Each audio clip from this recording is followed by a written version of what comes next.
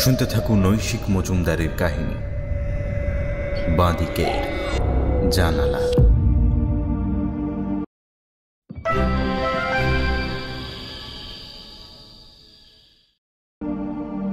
আমার জানলা দিয়ে একটুখানি আকাশ দেখা যায়। ছোটবেলায় এরকম একটা গান শুনতাম মাঝে মাঝে। বড় হতে মনে হয়েছে আমরা যেমন জানলা দিয়ে আকাশ দেখতে পাই, তেমনি জানলার উল্টো দিক থেকেও তো কেউ দেখতে পায় আমাদের। বিশেষ করে কোনো পাহাড়ি নির্জনতায়, বাইরে যদি অন্ধকার ঘনায়, তাহলে কে বলতে পারে কেউ আমাদের দিকে বাইরে থেকে তাকিয়ে নেই? তবে এমনি এমনি তো কেউ তাকিয়ে থাকে না, তার নিশ্চয়ই কিছু বলার থাকে। চলুন শুনে নেওয়া যাক কে সে আর কি বলার আছে তার। শুনতে থাকুন নৈশিক মজুমদারের কাহিনী বাঁদিকের জানালা।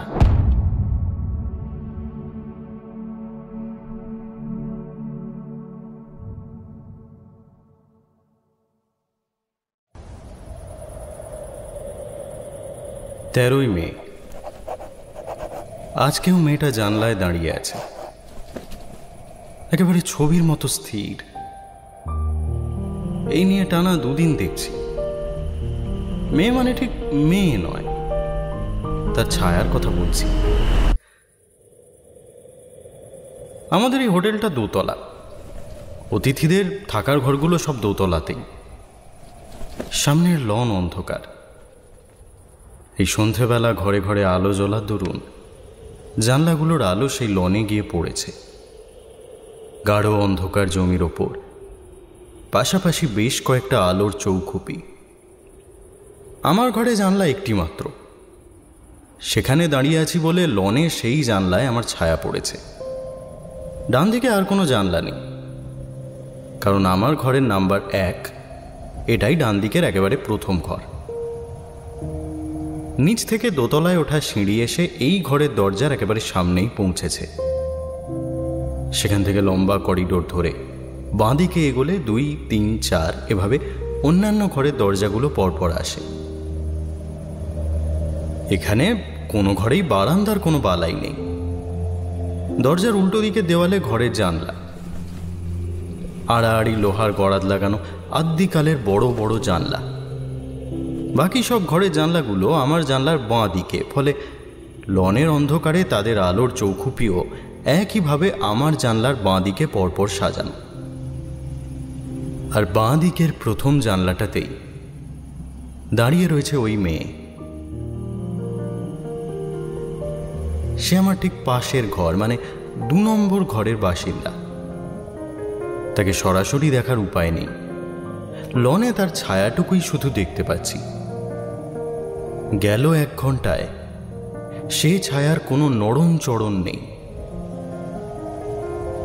গতকাল বিকেলে এখানে এসে ঢুকেছি। সন্ধ্যাবেলায় জানলা খুলে এক ঝলক দেখেছিলাম ওই ছায়া, তবে সেই সময় অতটা খেয়াল করিনি। নৈনিতাল থেকে গাড়িতে লম্বা সফরের পর ক্লান্ত ছিলাম। ব্যাগ খুলে জিনিসপত্র বার করে রাখার পর একটু গড়িয়ে নিয়েছিলাম। এই পাহাড়ি অঞ্চলে রাতের খাবার তাড়াতাড়ি দিয়ে দেয়। সেই পর্ব মিটিয়ে এসে আরও একবার জানলা খুলেছিলাম।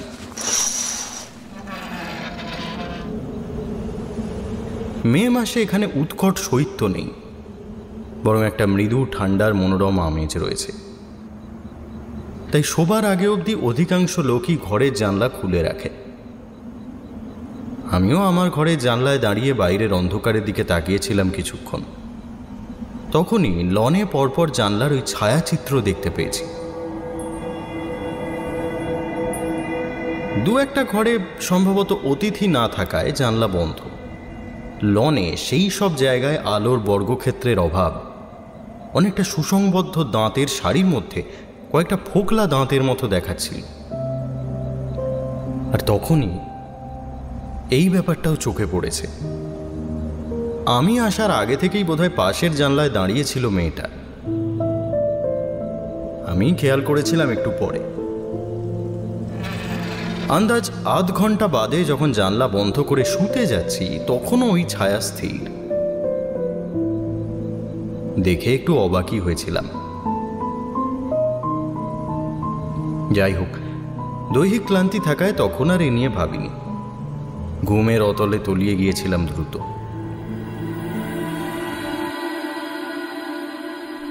আজকের ঘটনা কিন্তু একটা অস্বাভাবিক এবং অস্বস্তিকর পর্যায়ে গিয়ে পৌঁছেছে। আজ ঘুম থেকে উঠেছিলাম অনেকটা বেলায়। পুরি সবজির নাস্তা সেরে বেলাটা কাটিয়েছিলাম লনের বেতের চেয়ারে বসে। এখানকার প্রাকৃতিক দৃশ্য অবিশ্বাস্য সুন্দর। উজ্জ্বল নীল আকাশের ক্যানভাসে অনেক যত্ন নিয়ে তুষারে ঢাকা শৃঙ্গগুলোকে এক এক করে এঁকেছেন সবার সেরা চিত্রকর। মোহিত দৃষ্টিতে দেখছিলাম সেই ছবি। দেখতে দেখতেই মধ্যাহ্ন ভোজের ডাক পড়েছিল। পাহাড়ের এসব ছোটখাটো হোটেলে ষোড়শোপচারে আহারের আয়োজন থাকবে না, সে কথা বলাই বাহুল্য। লাঞ্চের মেনুতে ছিল ভাত, ডাল, ভাজি আর ডিমের ঝোল। হোটেলের কর্মচারী আর অন্যান্য অতিথিদের সঙ্গে টুকটাক কথা বলতে বলতে খাওয়া সেরেছিলাম। তারপর ঘরে ফিরে তোফা একটা ভাত ঘুম।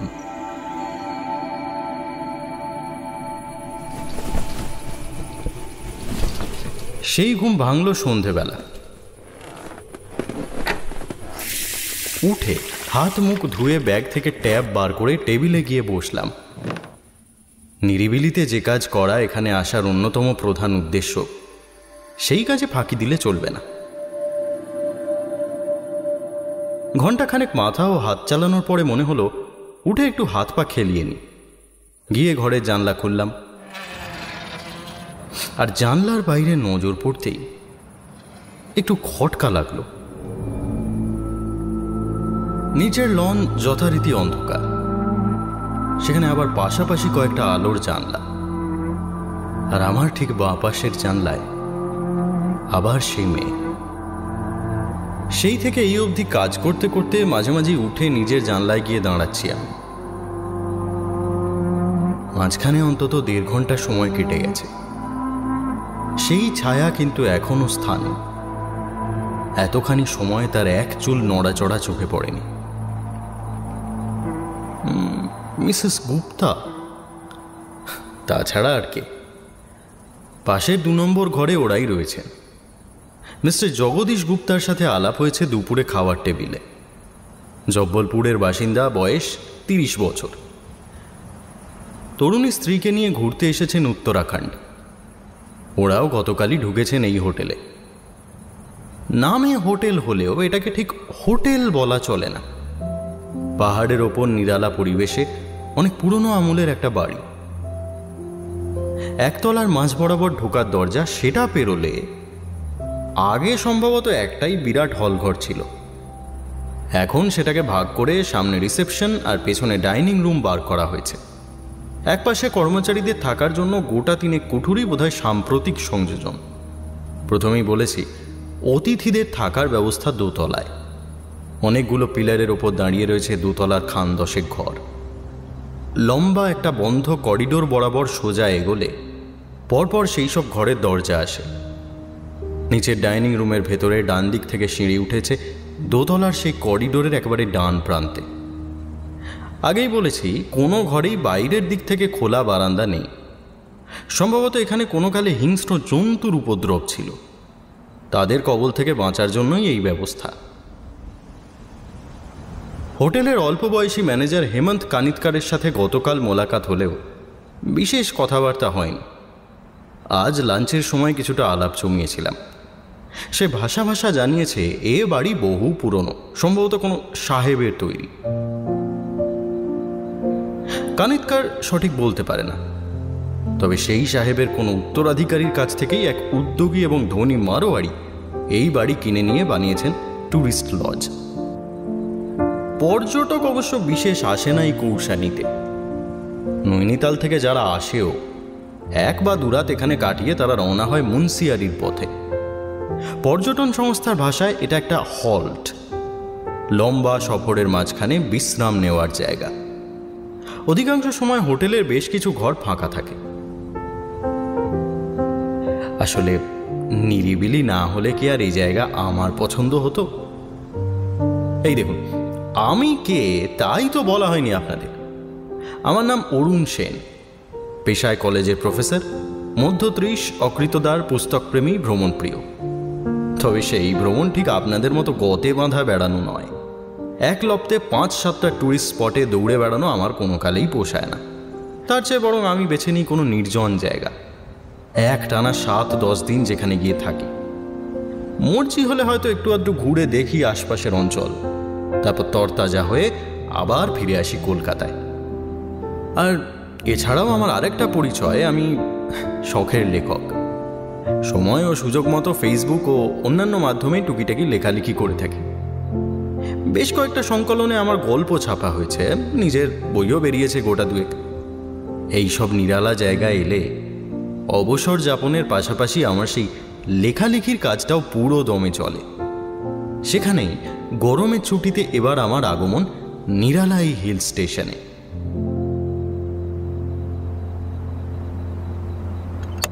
ডিনার লাগা দিয়া সাব। হঠাৎ করিডোর থেকে বেয়ারার ডাক ভেসে আসায় সম্বিত ফিরল। পরপর দরজার কড়া নাড়তে নাড়তে সে করিডোর ধরে এগোচ্ছে। সচকিত হয়ে হাতের ঘড়ির দিকে তাকালাম না, কথায় কথায় 8টা বেজে গেছে। এসব পাহাড়ি জায়গায় সত্যিই বেশ তাড়াতাড়ি নৈশ ভোজের আয়োজন হয়। অতএব আপাতত ওই ছায়াময়ীকে পর্যবেক্ষণ স্থগিত রাখলাম। জানলা বন্ধ করে দরজার দিকে পা বাড়ালাম। ঘরের দরজা লক করে নিচের ডাইনিং রুমে যাওয়ার সময় চোখ পড়ল 2 নম্বর ঘরের দিকে। তার দরজার পাল্লা হালকা ভেজানো, সামান্য ফাঁক দিয়ে ভেতরের আলোর আভাস আসছে। সেই সঙ্গে ভেসে আসছে গুপ্তা দম্পতির লঘু হাসি গল্পের টুকরো টাকরা। অদ্ভুত মেয়ে তো, কাছে না গিয়ে জানলায় দাঁড়িয়ে দাঁড়িয়ে দৈত্যের সাথে প্রেমালাপ করে নাকি? যাই হোক, নিজে বিয়ে থা করিনি যখন অন্যের বউ কেমন সেই চিন্তায় আমার কাজ কি। রাতের খাবারও সাদামাটা, রুটি, মুরগির ঝোল আর স্যালাড। ডিনার করে ঘরে এসে সোজা বিছানায় আশ্রয় নেব ভেবেছিলাম, কারণ কাল সকাল সকাল ব্রেকফাস্ট সেরে পাতাল ভুবনেশ্বর দর্শনে যাওয়ার কথা আছে। শেষে কিন্তু কি মনে করে আরও একবার জানলার বাইরে উঁকি দিলাম। আর দিতেই আমার ভুরু কুঁচকে গেল, কারণ মিসেস গুপ্তা আবারও নিজের জানলায় দাঁড়িয়ে অচল, অনড়। কিন্তু সে কি করে হবে? গুপ্তারা আমার বেশ খানিকটা পরে খেতে নেমেছিলেন।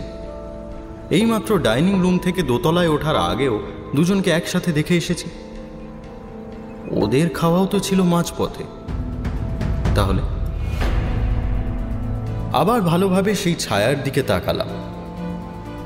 অন্য কোনো অতিথি হতে পারে কি?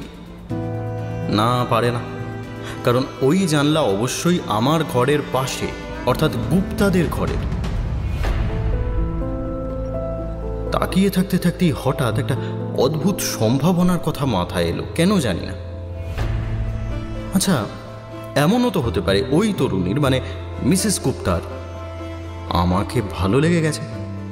আমাকে দোতলায় উঠতে দেখেই তাই তড়িঘড়ি নিজের ঘরে ফিরে জানলায় দাঁড়িয়েছে। এই মুহূর্তে আমি যেমন তার ছায়ার দিকে তাকিয়ে আছি, ঠিক সেইভাবেই সেও হয়তো নিবিষ্ট মনে দেখছে আমার ছায়াকে।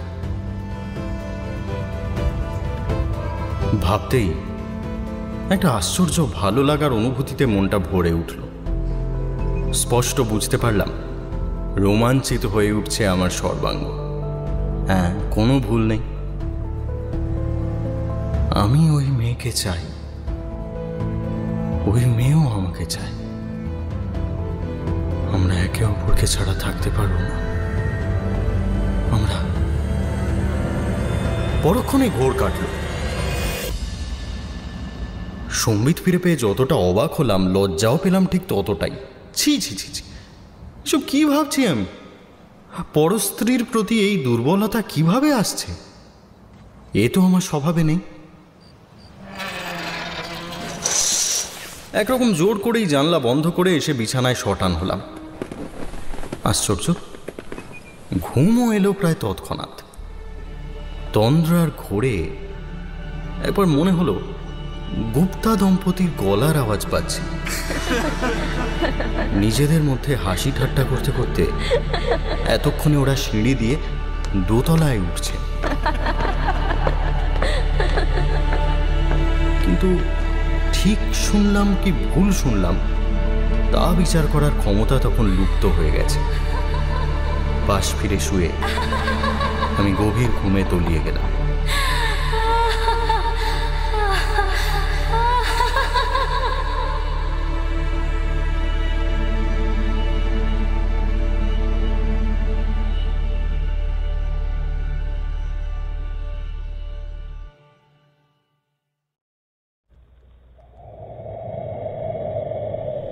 মে।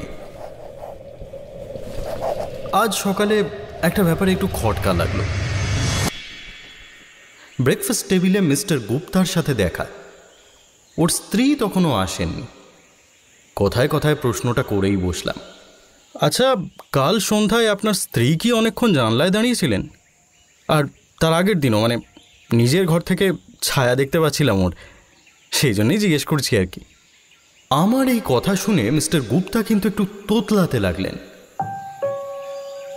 না, ওই ছায়া ওর স্ত্রী শালিনীর নয়, বরং গত রাতে শালিনী ওকে ডেকে দেখান ওদের ডান দিকের জানলায় ওই মেয়েটির ছায়া। বলেন, এই পর্যন্ত বলে একেবারেই থেমে গেলেন মিস্টার গুপ্তা। তার ফর্সা মুখ লজ্জায় লাল হয়ে উঠেছে। অনেক উপরোধের পরে সংকোচ কাটিয়ে বেরোলো গুচ্ছ কথা। শালিনী দেবীর জিজ্ঞাসা ছিল, ডান দিকের ঘরে বাঙালিবাবু তো একা, তাহলে তার ঘরে এই আওরাত এলো কোথা থেকে? এ হোটেল তো সুবিধার নয়। কি সর্বনাশ, আমার ঘরে কোনো মেয়ে ছিল না, তাহলে ওটা অন্য কারোর জানলা। এই সময় মিসেস গুপ্তা এসে পড়ায় আমাদের আলোচনায় ছেদ পড়ল। শালিনী মানে মিসেস গুপ্তা আমার সঙ্গে হেসে কথা বললেও আমি লজ্জায় সরাসরি ওর দিকে তাকাতে পারছিলাম না। বারবার মনে পড়ে যাচ্ছিল গত রাতের কথা। এখন বুঝতে পারছিলাম উনি যে আমার প্রেমে পড়েছেন আমার এই ধারণা সম্পূর্ণ ভিত্তিহীন, কারণ এই মুহূর্তে ওর ব্যবহার পুরোপুরি স্বাভাবিক। আমার প্রতি কোনো গোপন আসক্তির চিহ্ন মাত্র নেই। মনটা খুঁতখুঁত করছিল। মিস্টার গুপ্তার বয়ান অনুসারে আমার দেখা ওই ছায়া ওর ছিল না, অথচ আমি নিশ্চিত আমার ঘরের জানলাতেই, অর্থাৎ শালিনীদের ঘরেই দাঁড়িয়েছিল সেই রহস্যময়ী। ওদের কাছাকাছি টেবিলে বসে খেতে খেতে তাই শালিনীর দিকে অপাঙ্গে বার কয়েক তাকালাম। ওই ছায়ার সঙ্গে ওর কোনো আকৃতিগত সাদৃশ্য আছে কি? না, তেমন কোনো সাদৃশ্য আমার চোখে অন্তত ধরা পড়ছে না। গত রাতের সেই ছায়া তরুণীকে দেখে তন্নি বলে মনে হয়েছিল। শালিনী তুলনায় ঈষৎ পৃথুলা। যদিও শুধু ছায়া দেখে সিদ্ধান্তে আসা সম্ভব নয়, তবুও যাই হোক, তখন আর এ নিয়ে মাথা ঘামানোর সময় নেই। হোটেল মারফত আমরা দুই পক্ষই আগে থেকে গাড়ির বন্দোবস্ত করে রেখেছিলাম। ঝটপট ব্রেকফাস্ট খতম করে আমি পা বাড়ালাম পাতাল ভুবনেশ্বরের পথে। ওরা এই হোটেলের পাট চুকিয়ে রওনা দিলেন মুন্সিয়ারি। মিস্টার গুপ্তার কথায় মনে যে ধন্দটা জেগেছিল, পাতাল ভুবনেশ্বর দর্শন করে তা কেটে গেল। আমার মনে কোনোদিনই সেরকম ভক্তিভাব নেই, কিন্তু এই জায়গার প্রাকৃতিক সৌন্দর্য একেবারে অতুলনীয়। এটা একটা গুহা মন্দির। ভূগোলের ভাষায় এর নাম লাইমস্টোন কেভ। চুনা পাথরের পাহাড় ভেদ করে সুদূর অতীতে বয়ে যাওয়া নদীর প্রবাহের ক্ষয় কার্যের ফলেই সৃষ্টি হয়েছে বহু শাখা প্রশাখা সমষ্টিত এই কেভ সিস্টেম বা গুহার সমষ্টি। ভূপৃষ্ঠের প্রবেশদ্বার থেকে এর গভীরতা প্রায় 100 ফিট। দৈর্ঘ্যের দিক থেকে বিচার করলে এই গুহা অন্তত 150 মিটার বিস্তৃত। স্কন্দ পুরাণে এই পাতাল ভুবনেশ্বরের উল্লেখ আছে। কথিত আছে এই গুহা প্রকৃতপক্ষে শিব সহ ৩৩ কোটি দেবতার আবাস ভূমি। অবশ্য এই কোটি সংখ্যাতত্ত্বের বিচারে কোটি নাকি শ্রেণী বিভাগ অর্থে কোটি তা নিয়ে বিদ্বজ্জনের মতপার্থক্য অব্যাহত। একই সাথে এই গুহা অসুর ও বিভিন্ন অশুভ শক্তির বাসস্থানও বটে। প্রচলিত ধারণা অনুসারে ত্রেতা যুগের রাজা ঋতুপর্ণ হলেন প্রথম মানুষ যিনি তার বন্ধু রাজা নলের জন্য উপযুক্ত আত্মগোপনের স্থান অনুসন্ধান করতে গিয়ে এই গুহার অভ্যন্তরে পা রাখেন। স্বয়ং শেষ নাগ নাকি তাকে এই গুহার প্রতিটি আবর্ত ও গোপন কোণ ঘুরিয়ে দেখিয়েছিলেন। দাপর যুগে এই গুহা পুনরাবিষ্কার করেন পাণ্ডবরা। কলিযুগে এই গুহার আবিষ্কর্তা এবং মাহাত্ম্য উদ্গাতা আদি শঙ্করাচার্য। কথিত আছে একেবারে আদিতে এই গুহার 4টি প্রবেশ পথ ছিল: পাপদ্বার, রণদ্বার, ধর্মদ্বার ও মোক্ষদ্বার। রাবণের মৃত্যু ও লঙ্কাপুরীর পতনের পরে পাপদ্বার চিরতরে বন্ধ হয়ে যায়। কুরুক্ষেত্র যুদ্ধের অন্তে একই পরিণতি ঘটে রণদ্বারের। অবশিষ্ট থাকে ধর্মদ্বার আর মোক্ষদ্বার। বর্তমানে শুধু এই 2টি দ্বারেরই চিহ্ন বিদ্যমান। আনুমানিক 1191 খ্রিস্টাব্দ থেকেই এই গুহা পীঠস্থানের মর্যাদা পেয়ে আসছে।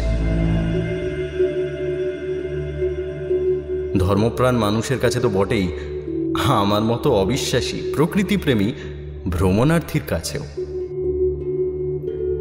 গুহায় পৌঁছানোর প্রায় 500-700 মিটার আগেই গাড়ি চলার রাস্তা শেষ।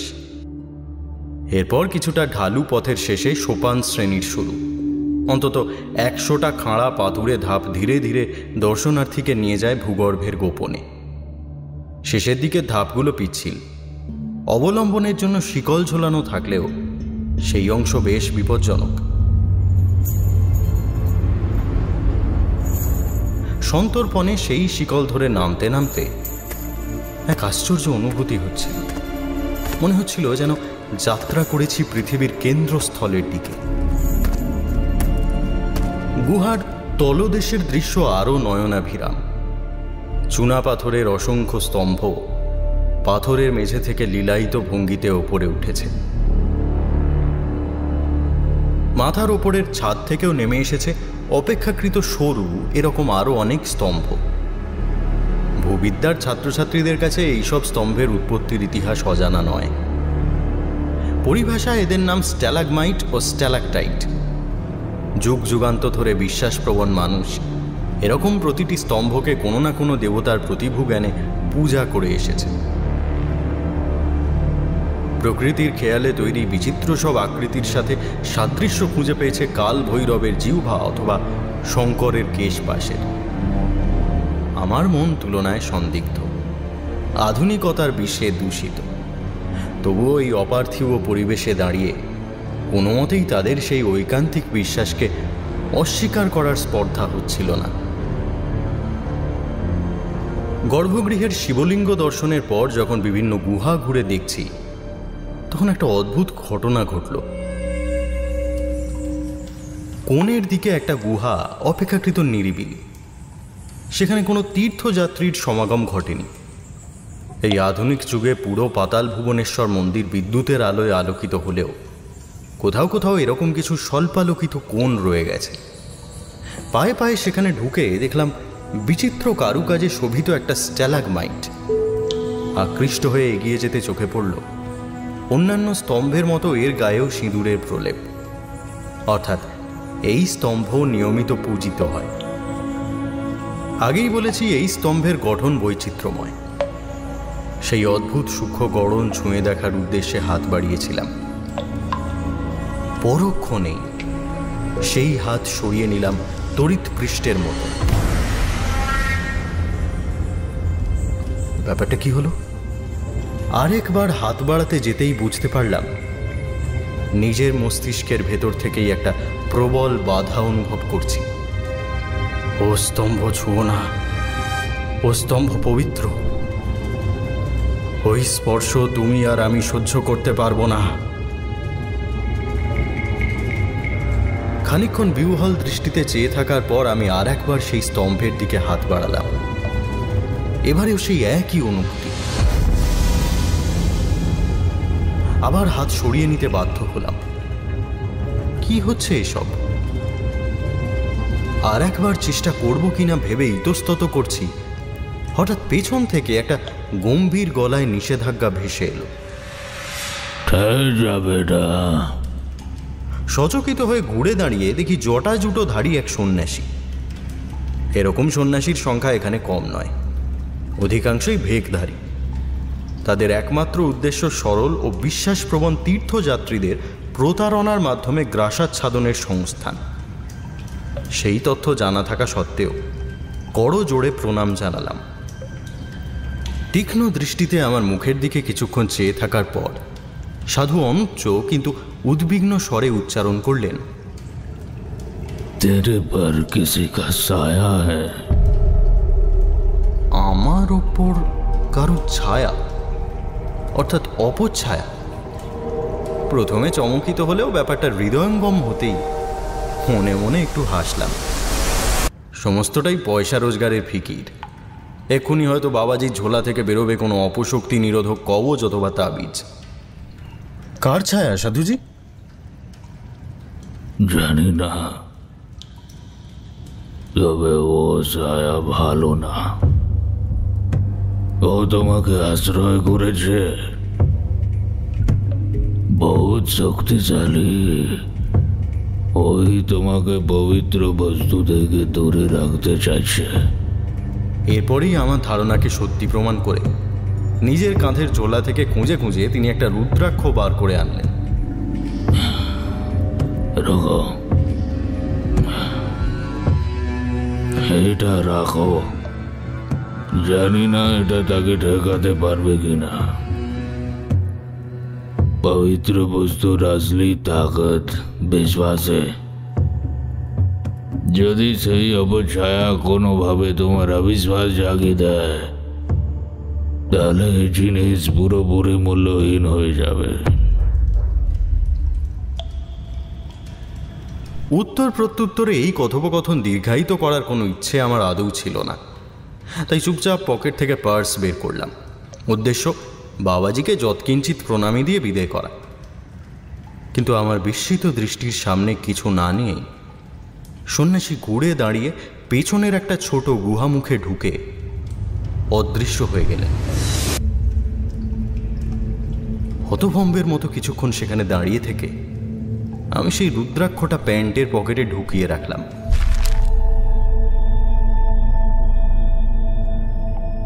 একটু পরে কিন্তু নিজের সেই বোকামির জন্য নিজের ওপরেই বিরক্তি ধরে গেল। গুহায় গুহায় ঘুরতে ঘুরতে দুপুর গড়িয়ে গেছিল। এবার ফেরার পালা। আবার সেই সুদীর্ঘ সিঁড়ি বেয়ে উঠতে উঠতে বারবার মনে হতে লাগলো, আশ্চর্য তো, এত দূর পড়াশোনা করে এবং আধুনিক সভ্যতার ধ্বজাধারী হয়ে আমি একটা অচেনা সাধুর দেওয়া একটা রুদ্রাক্ষ সযত্নে পকেটে বয়ে বেড়াচ্ছি। তাহলে একজন অশিক্ষিত অন্ধ কুসংস্কারাচ্ছন্ন মানুষের সাথে আমার তফাৎ কোথায়? মন্দির থেকে যতই দূরে যাচ্ছিলাম আমার মনের সেই ক্ষোভ আর অন্তর্দ্বন্দ্ব ক্রমেই বাড়ছিল।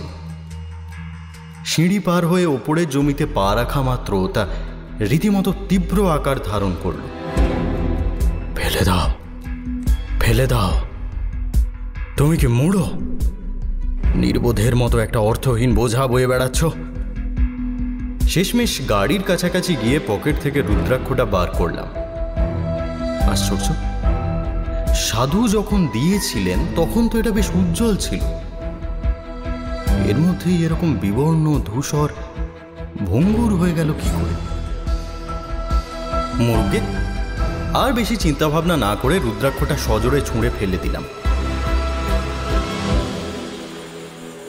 পাথরে ধাক্কা খেয়ে সেটা ছিটকে যাবে ভেবেছিলাম, কিন্তু তা গেল না। বরং এক জায়গায় আছড়ে পড়েই গুঁড়িয়ে একেবারে ধুলো হয়ে গেল। অবাক চোখে কিছুক্ষণ সেদিকে তাকিয়ে থেকে গাড়িতে উঠে পড়লাম। এবারে মনটা অনেক হালকা লাগছিল। হোটেলে ফিরলাম সন্ধ্যার মুখে। দোতলায় উঠে ম্যানেজারের ঘরে উঁকি মেরে স্ন্যাক্সের অর্ডার দিয়ে নিজের ঘরে ঢুকলাম।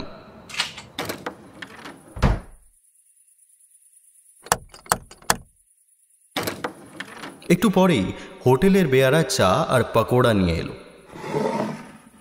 17-18 বছরের স্থানীয় ছেলে, বেশ হাসি খুশি এবং করিতকর্মা।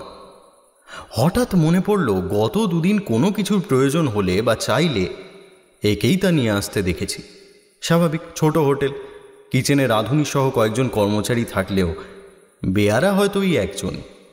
খাবার টেবিলে রেখে সে চলে যাচ্ছিল। কি খেয়াল হতে তাকে পিছু ডাকলাম। তোমার নাম কি ভাই? জি স্যার, সুরজ। এরপর কিছুক্ষণ তার সাথে খেজুরে আলাপ চালালাম। জানা গেল এই পাহাড়ের চূড়া থেকে একটু নিচে নামলে যে গ্রাম, সুরজ সেখানকার বাসিন্দা। তবে হোটেল একেবারে খালি না থাকলে ঘরে ফেরার সুযোগ তার বিশেষ জোটে না। কয় ভাই বোন, বাবা কি করেন জাতীয় মামুলি প্রশ্নের উত্তরও সে হাসি মুখেই দিল। সুরজ চলে যেতে হাত মুখ ধুয়ে চা খেয়ে নিজের কাজ নিয়ে বসলাম। কাজ বলতে অবশ্য পাতাল ভুবনেশ্বর যেমন দেখেছি সেই বিবরণ একটা ছোট ডায়েরিতে নোট করে রাখা। এই ডায়েরি সবসময় আমার সঙ্গেই থাকে। কোনো গল্প লিখতে গিয়ে তার পটভূমিকে বাস্তবানুক ও বিশ্বাসযোগ্য করে তোলার উদ্দেশ্যে আমি মাঝে মধ্যেই এই সমস্ত বিবরণের শরণাপন্ন হই।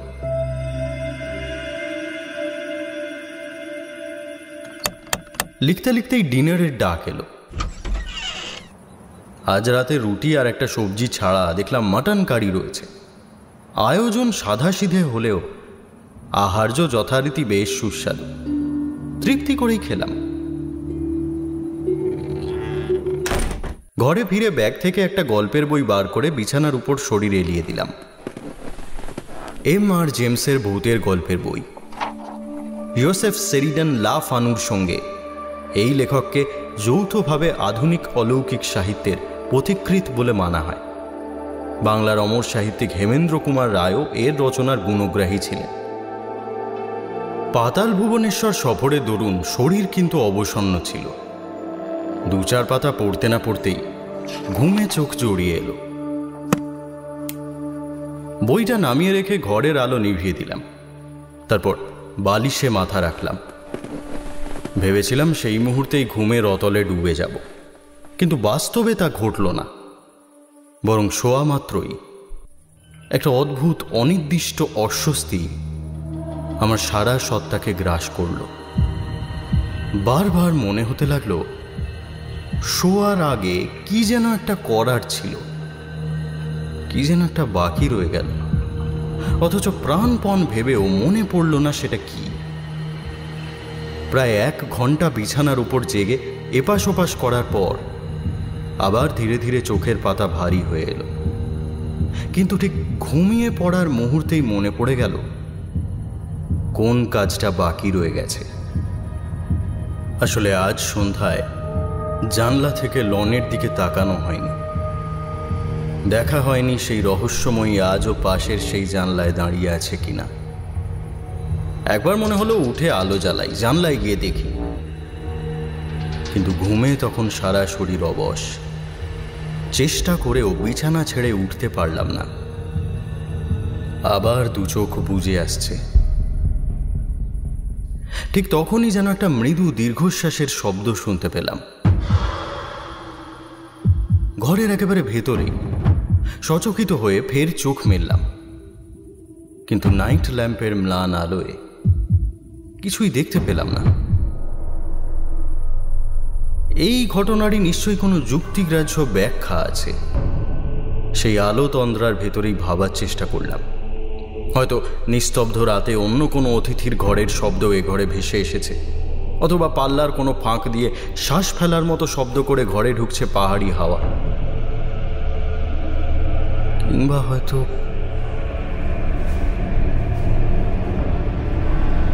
এরপরে আর কিছু মনে নেই।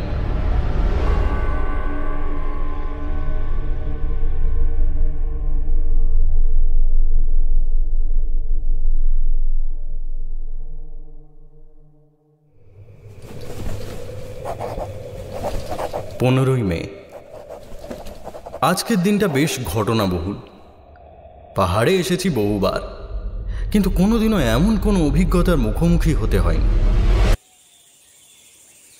7 সকালে বেরিয়ে পড়েছিলাম মর্নিং ওয়াকে। ভোরবেলা সুরজ যখন বেডটি দিতে আসে তখনই তাকে পাকড়াও করেছিলাম। প্রশ্ন করেছিলাম আশেপাশে কোথাও পদব্রজে ঘোরার মতো কোনো জায়গা আছে কিনা। अलबात আছে সাব। তাই নাকি? কীরকম জায়গা বলো তো ভাই? কাজের কথা ভুলে সুরজ এবার বিশদে বর্ণনা করতে বসে। হোটেলে নামা ওঠার যে প্রধান সড়ক সেই পথ ধরে আন্দাজ 1 ফার্লং নিচে নামলেই তাদের গ্রাম। সুরজ ছাড়াও এই হোটেলের কিছু কর্মচারী সেই গ্রামেরই বাসিন্দা। সেই জনপদ নাকি ছবির মতো দেখতে। পিচ রাস্তা থেকে একটা পায়ে চলা পথ সেখানে গিয়ে পৌঁছেছে। সকালে সেখানে হাট বসে, নানান জিনিস বেচা কেনা হয়। তাছাড়া ওই গ্রামে ঢোকার পথেই পড়বে পুরানা চার্চ। পাহাড়ের নিচে কৌশানি টাউনের বড় নতুন গির্জা চেয়ে সে চার্চ বেশি সুন্দর। দেখলে বাবুজির ভালো লাগবেই লাগবে। শুনে বেশ উৎসাহিত হলাম। যে কোনো জায়গায় গেলে আমি সেখানকার স্থানীয় মানুষজনের সঙ্গে আলাপ করতে ভালোবাসি। স্থানীয় খাবার আস্বাদন করাটাও একটা বড় আকর্ষণ। এছাড়া প্রাচীন চার্চ দর্শনের সুযোগও কম লোভনীয় নয়। সুতরাং চা শেষ করেই বেরিয়ে পড়লাম সুরজ নির্দেশিত পথে।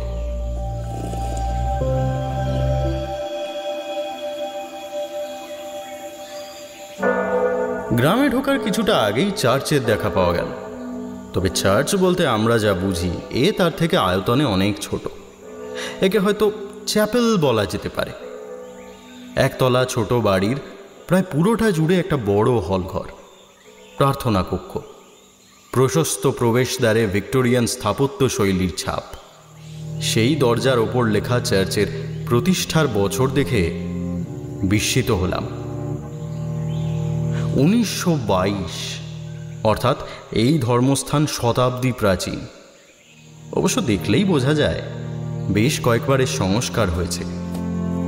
চার্চের চারপাশের বাগানেও যত্নের চিহ্ন স্পষ্ট। পেছন দিকটায় কয়েকটা ছোট কটেজ, সম্ভবত যাজক ও অন্য কর্মচারীদের আবাস। যথেষ্ট উৎসাহ নিয়ে চার্চে ঢোকার উদ্দেশ্যে এগোচ্ছিলাম। হঠাৎই ছন্দপতন হলো। আপাতগ্রাহ্য কোনো কারণ ছাড়াই ফের উড়ে এসে জুড়ে বসল প্রবল অস্বস্তিকর সেই অনুভূতি। গতকাল পাতাল ভুবনেশ্বরের পবিত্র স্তম্ভ ছুঁতে গিয়ে যার মুখোমুখি হয়েছিলাম, কেন এমন মনে হচ্ছে? অনেক ভেবেও ঠিক বুঝতে পারলাম না। শেষ পর্যন্ত মনের জোরেই সেই মানসিক বাধা অতিক্রম করে এগিয়ে গেলাম আরও খানিকটা। বাইরে দাঁড়িয়েই প্রার্থনা কক্ষের ভেতরে উঁকি দিলাম একবার। মনে হয় সকালের প্রার্থনা বা মর্নিং সার্ভিস শুরু হতে চলেছে। এক প্রান্তে বেদির ওপর তারই তোড়জোড়। বেদির সামনে কয়েক সারি প্রার্থনার বেঞ্চ বা পিউ। সেখানে কয়েকজন স্থানীয় লোককে চোখে পড়ল, সম্ভবত দেশীয় খ্রিস্টান।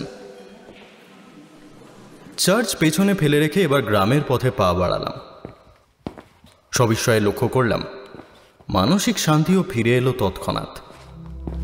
পাহাড়ের কোলে এইসব ছোট ছোট গ্রাম দেখলে চোখ জুড়িয়ে যায়। ছোটখাটো বাড়ি, তার কয়েকটা ইট বালি সিমেন্টের হলেও কয়েকটা স্রেফ পাথরের। অধিকাংশেরই ছাদ অ্যাসবেস্টাস বা টালির তৈরি। জলের জন্য প্রধানত পাহাড়ি ঝর্ণার উপর নির্ভরশীল। একটু সম্পন্ন গ্রামবাসীরা সেই ঝর্ণার জল ওভারহেড ট্যাঙ্কে ধরে রাখার বন্দোবস্ত করেছে। গ্রামের দুটো প্রধান রাস্তা পাথরে বাঁধানো। গ্রামের ঠিক মাঝখানে একটা অপেক্ষাকৃত সমতল অংশে সেই দুই রাস্তা পরস্পরকে ছেদ করে গেছে। সেই চৌরাহা বা চৌরাস্তায় সকালের হাট বসেছে। বিক্রি হচ্ছে মূলত নানান রকম সবজি, চাওয়াল এবং রাজমা ও অন্যান্য ডাল। এছাড়া দু একটা ছোটোখাটো দোকান রয়েছে।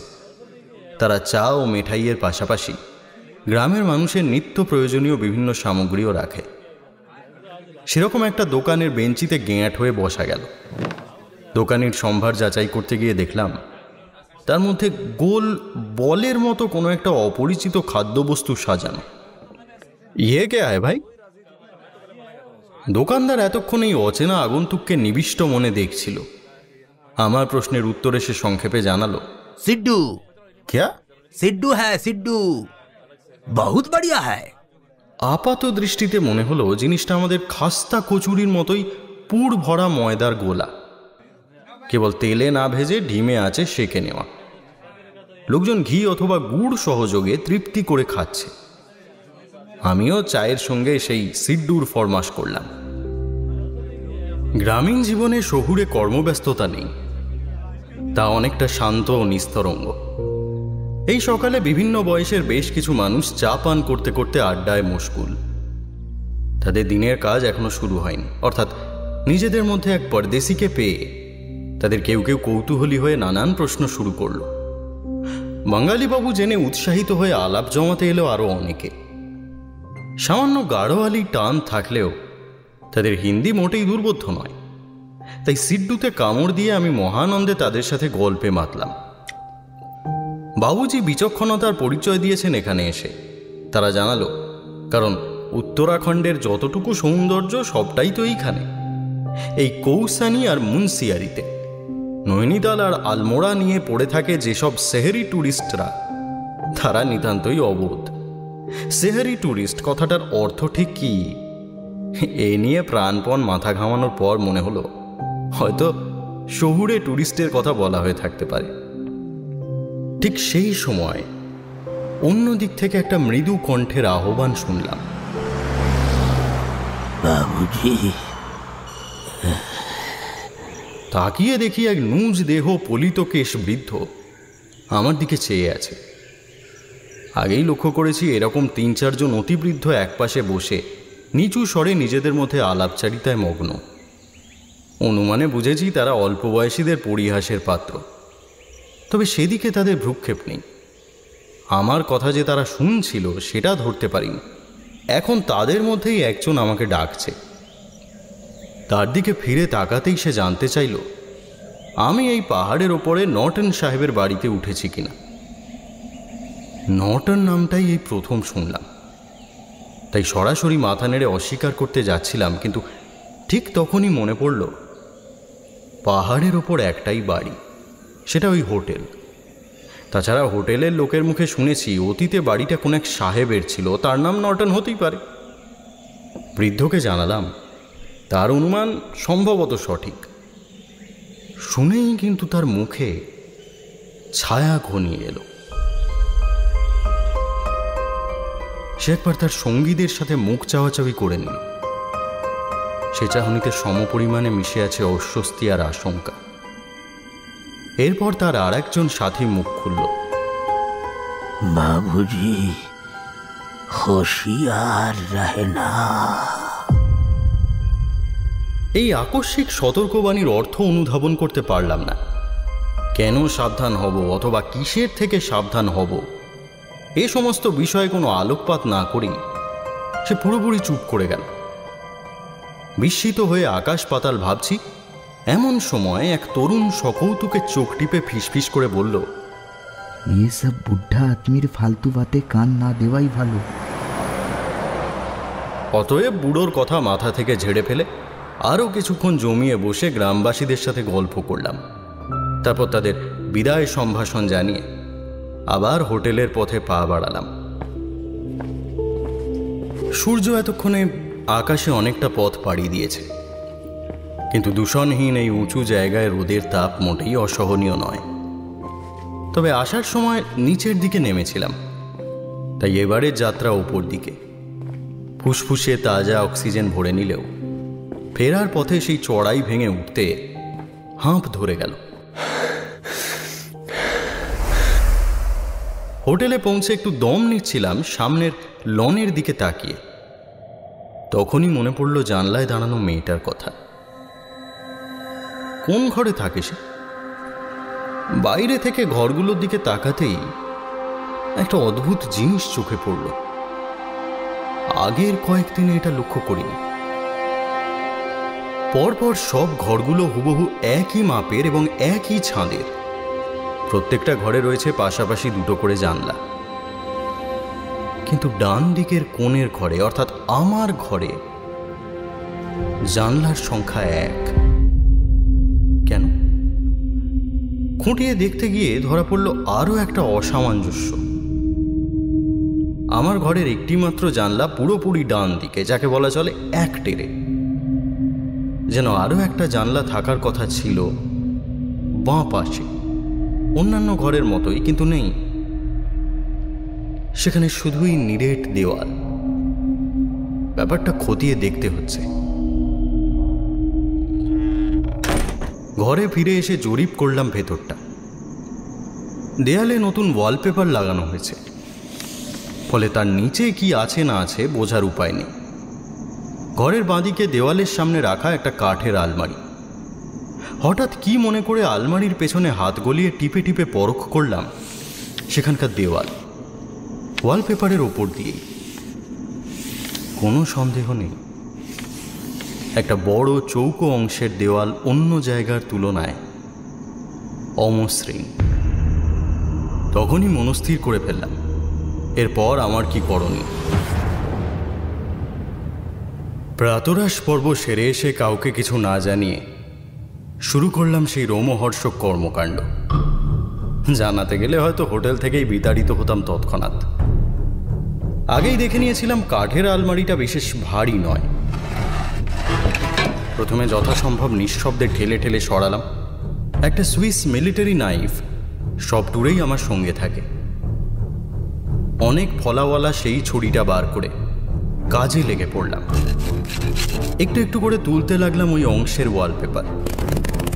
পুরোটা তুলতে সময় লাগলো প্রায় 1 ঘন্টা।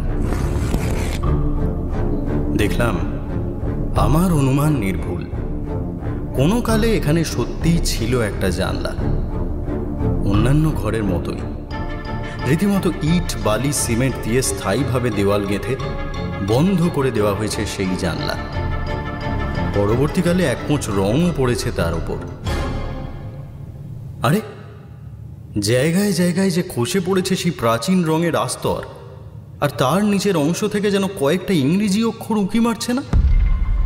হ্যাঁ, ভালো করে দেখে বোঝা গেল দেওয়াল গাঁথার পর সেই প্লাস্টারে খোদাই করে লেখা হয়েছিল কিছু একটা।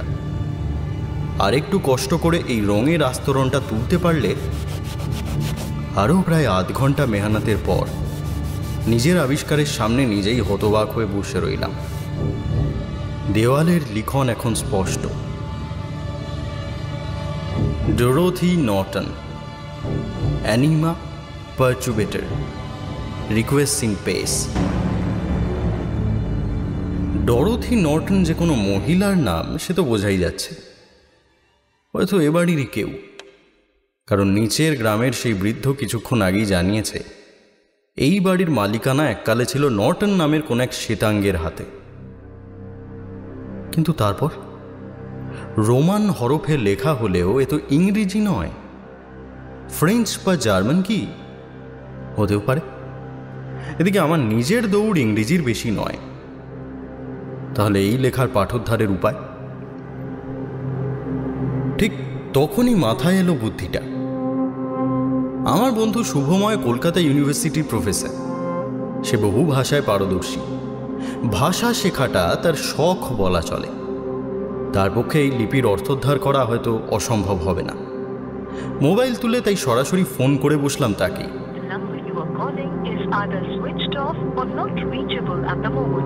এখানে সিগন্যাল দুর্বল। 3-4 বারের চেষ্টায় লাইন পাওয়া গেল। ধরল কিন্তু শুভর বউ অনুসুয়া। আরে অরুণ না, তুমি না এখন উত্তরাখণ্ডে? হঠাৎ কি মনে করে? আসলে এখানে একটা জায়গায় একটা লেখা দেখলাম, বুঝলি। তার অক্ষরগুলো ইংরেজি হলেও ভাষাটা ইংরেজি নয়। শুভ যদি বলতে পারতো মানেটা। কিন্তু সে তো সবে স্নানে গেছে, বেরোতে অনেক দেরি হবে। তাই নাকি? তাহলে উপায়? আচ্ছা দাঁড়াও, ব্যবস্থা করছি। দাদা, তুমি বরং পরপর বলে যাও লেটারগুলো, আমি নোটবুকে লিখে নিচ্ছি। ওর অবসর মতো দেখিয়ে নেব। উত্তম প্রস্তাব। ডোরোথি নর্টন নামটা বাদ দিয়ে বাকিটা আমি বলে গেলাম অক্ষর ধরে ধরে। লিখে নিল অনুসুয়া। তারপর কুশল বিনিময় করে ফোন রেখে দিল। আমিও আর দেরি না করে কাঠের আলমারিটা টেনে আনলাম আগের জায়গায়। ঢেকে দিলাম নিজের অপকীর্তির যাবতীয় প্রমাণ। তারপর গেলাম মধ্যাহ্ন ভোজনে। লাঞ্চের টেবিলে অতিথিদের তদারক করছিল হোটেলের সেই কম বয়সী ম্যানেজার হেমন্ত কানিতকার। খাওয়া শেষ হতেই আমি তাকে পাকড়াও করলাম। এই কি ব্যাপার, রুম নাম্বার 1-এর একটা জানলা দেওয়াল গেঁথে বন্ধ করে দেওয়া হয়েছে কেন? আকাশ থেকে পড়ল ছোকরা। সে মহারাষ্ট্রের ছেলে, সবে মাস 4 হলো জয়েন করেছে এই চাকরিতে। এখনো হোটেলের সব কিছু সড়গড় হয়নি। জানলার বিষয়ে তার কিছুই জানা নেই, তবে স্যারের অসুবিধা হলে ঘর পাল্টে দিতে পারে। অসুবিধা কিছুই হচ্ছে না, সুতরাং তাকে নিষ্কৃতি দিয়ে ঘরে ফিরে আসছিলাম। হঠাৎ পেছন থেকে ডাক শুনলাম, স্যার শুনিয়ে। ঘুরে দেখি হোটেলের বেয়ারা সুরজ। ম্যানেজারের সঙ্গে আমার কথোপকথন তার কানে গেছে। এগিয়ে এসে ফিস করে সে একটা গোপন তথ্য পেশ করল। ম্যানেজার জানে না, কিন্তু ওই জানলা নিয়ে কিছু একটা গল্প আছে। জানে বুড়ো হিম্মত সিং। আগে এটা যে সাহেবের বাড়ি ছিল সেই সাহেবের মেয়েকে নিয়েই গল্প, তবে পুরোটা কখনোই খুলে বলেনি হিম্মত সিং। সুরেজেরও তাই ঘটনাটা পুরোপুরি জানা নেই। সে তো বুঝলাম, কিন্তু এই হিম্মত সিং কে, কোথায় দেখা পাবো তার? সুরজ বলল, হিম্মত সিং হলো এই হোটেলেরই দারোয়ান। ওই নিচের গাঁয়েই তার বাড়ি। বয়স 70-এর উপর, নামেই দারোয়ান। আসলে মালিক কিছুটা করুণা করেই তাকে চাকরিতে রেখেছে। তাছাড়া ট্যুরিস্ট সিজনের ভিড়ের সময় হোটেলের কাজে কমে দরকার হলে গাঁ থেকে ঠিকে লোক জোগাড় করে দেয় সে। তবে তাকে এখন আর পাওয়া যাবে না, কারণ আজই সে 2 দিনের ছুটি নিয়ে গাঁয়ে ফিরেছে। কি একটা কাজে ছেলেকে নিয়ে নাকি নিচের কৌশানি টাউনে নামার কথা। হোটেলে ফিরতে ফিরতে পরশু বেলা হবে। ও তা হাল ছেড়ে দিয়ে ঘরে ফিরে দিবানিদ্রা দিলাম।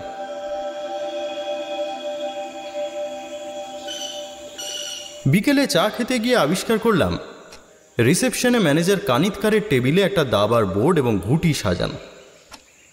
আমার এই প্রস্তাবে সে সোৎসাহে রাজি হয়ে গেল। সে কি, আপনিও দাবা খেলেন নাকি? হ্যাঁ, মানে ওই একটু আধটু আর কি। তবে এইখানে সঙ্গী পাই না তো, তাই নিজেই দুপক্ষের চাল দিয়ে। তা হবে নাকি এক হাত? আসলে দাবা খেলায় আমার ভালোই নেশা। এও দেখলাম খুব কম যায় না। হাড্ডাহাড্ডি লড়াইয়ে কোথা দিয়ে যে কেটে গেল ঘন্টা 3 বোঝাই গেল না। অবশেষে সুরজ এসে ডিনার ঘোষণা করায় খেলার রীতি হলো। ডিনার সেরে কানিতকারের সাথে আরও কিছুক্ষণ গল্পগুজব করে ঘরে এলাম। শুতে যাব, হঠাৎ মনে পড়ল সেই ছায়াময়ীর কথা। দেখি তো একবার জানলায় উঁকি দিতেই চমক। আজও লনে মেয়েটির ছায়া, এবং আমার ঠিক বাঁদিকের জানলাতে। কিন্তু পাশের ঘরে গুপ্তারা বিদায় নেওয়ার পর থেকে আর তো কোনো নতুন অতিথি আসেনি। দরজায় তালা ঝুলছে, ঘরে ঢোকার সময় নিজের চোখে দেখে এসেছি আমি। এমনকি তার পাশের ঘর অর্থাৎ 3 নম্বর ঘরটাও খালি। তার মানে হলো এটা অন্য দিকের অন্য কোনো ঘরের জানলা। কোনো অদ্ভুত কোণ থেকে আলোর প্রক্ষেপণের ফলে তার ছায়া এসে পড়েছে আমার জানলার ঠিক বাঁ পাশে, অথবা লনের ঢালও এই বিভ্রমের কারণ হতে পারে। বাইরে ঝুঁকে দেখতে পারলে হয়তো পরিষ্কার হতো ব্যাপারটা, কিন্তু জানলায় গরাদ থাকার ফলে তা সম্ভব নয়।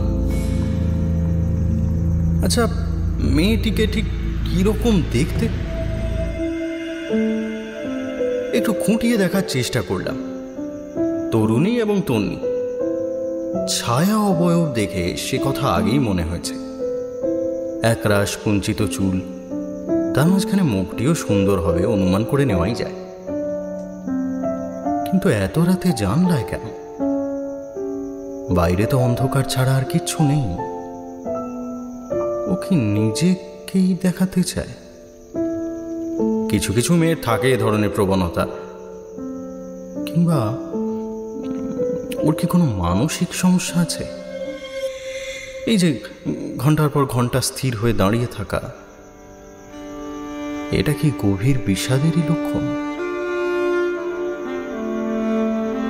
ভাবতে ভাবতে ঘরের আলো নিভিয়ে দিয়েছিলাম। হঠাৎ কি মনে করে অন্ধকার জানলা দিয়ে আরেকবার লনের দিকে তাকালাম। সে নেই, সেও নিভিয়ে দিয়েছে তার ঘরের আলো। তাহলে কি আমার ছায়াটুকু দেখার জন্য অপেক্ষা করেছিল এতক্ষণ? হ্যাঁ, নিশ্চয়ই তাই। আর আমার বিন্দুমাত্র সন্দেহ নেই। অদ্ভুত একটা ভালো লাগার অনুভূতি নিয়ে শুতে গেলাম।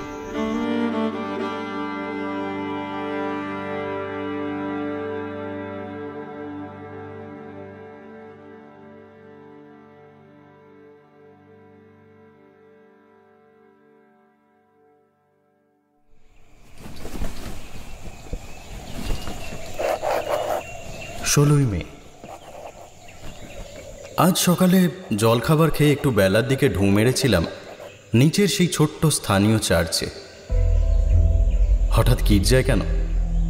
আরে মশাই, এতকাল ধরে শার্লক হোমস, হেরকুল পয়রো থেকে শুরু করে ব্যোমকেশ বক্সী অবধি রাশি রাশি গোয়েন্দা কাহিনী পড়ে ফেলেছি। নিজের কি আর এলেম হয়নি একটুও? আমার হাতে সূত্র ছিল তিনটে। 1 নম্বর, হোটেলের বাড়িটা আগে এক সাহেবের ছিল। 2, নর্টন সাহেবের বাড়ি, গ্রামের লোকের এই জনশ্রুতি। আর 3, দেওয়াল লিপিতে পাওয়া ওই ডরোথি নর্টন নামটা। যেহেতু এই বাড়ির আদি বাসিন্দারা ছিল শ্বেতাঙ্গ এবং খ্রিস্টান, সেই কারণে তাদের জন্ম, মৃত্যু এবং জীবনের অন্য কোনো বিশেষ ঘটনার উল্লেখ স্থানীয় ওই চার্চের পুরনো রেজিস্ট্রারে লিপিবদ্ধ থাকাটাই যুক্তিসঙ্গত। সেই সব কাগজপত্রে নর্টন নামের কোনো অস্তিত্ব আছে কিনা, বিশেষত ডরোথি নর্টন, সেটা দেখার জন্যই আমার আজকের এই অভিযান। এইখানে একটা কথা একটু বলে রাখা দরকার। চার্চের ভেতরে যখন পা রাখছি, তখন হঠাৎ সেই উদ্ভট অনুভূতিটা আবার ফিরে এসেছিল। এর আগের দিনও যেমন মনে হয়েছিল। লহমার জন্য থমকে গেছিলাম। পরক্ষণেই মনে হলো এরকম অনুভূতিকে আর প্রশ্রয় দেওয়া চলবে না। সুতরাং দৃঢ় পায়ে ঢুকে পড়লাম চার্চের ভেতর।